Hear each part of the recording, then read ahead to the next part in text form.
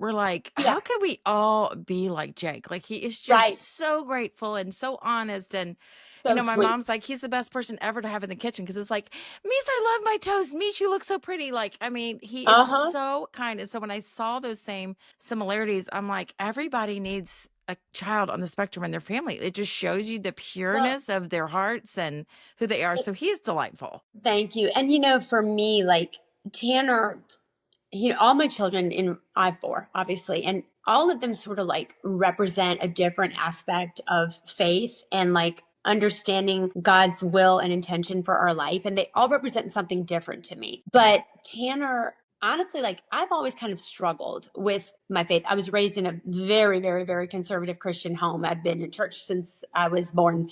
And, but for me, making it real, like having a really dynamic personal relationship with the Lord, it never came easily to me. And I'm just being real honest. Good. Thank you. I accepted Jesus when I was 8. I have no doubt of, my Christianity, but for it being like really real and alive in my life, it was always a struggle.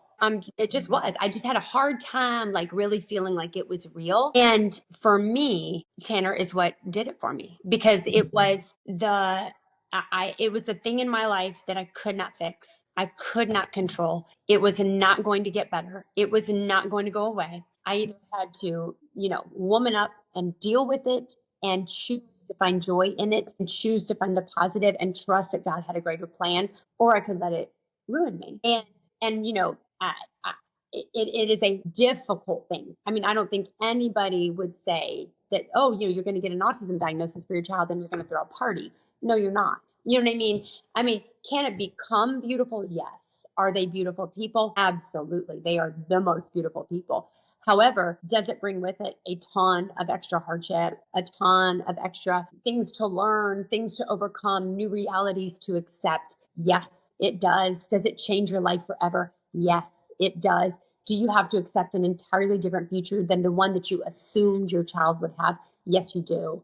And those are hard and humbling experiences. But as Tanner's life went on, and when I finally got past trying to control it myself and trying to fix it, and trying to say, okay, if we just work hard enough, if we are just dedicated enough, we just love him enough, if we offer enough opportunities, he's going to be the one. He's going to be the one that all aspects of autism are going to be gone. He's going to make this miraculous recovery and graduate with all his peers and be just the same. He did graduate. However, not just like I thought he would.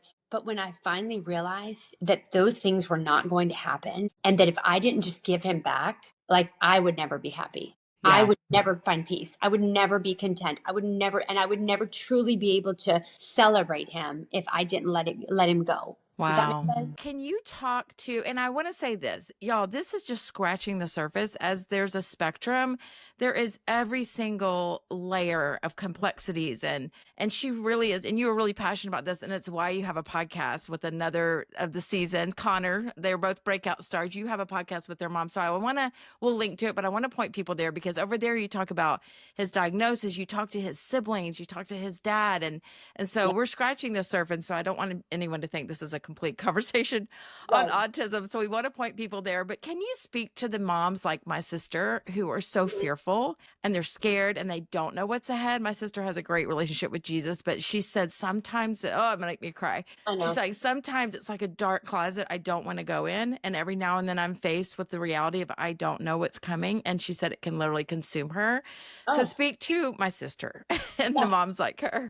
Well, the first thing I will say is that I was right there for years. For the longest time, I think it was just an inward battle. I just felt so hurt. I just felt like, what did we do to deserve this? I Mm, felt a lot of shame and guilt. Like I thought, is this somehow my fault? Did I do something to make this? And I would rack my brain. I'd be like, I took such good care of myself. I did. You know what I mean? Like I was yeah. healthy. I was, his dad and I are together. We're doing everything for him. We love him beyond the ends of the earth. What could have happened to, for something to happen to him?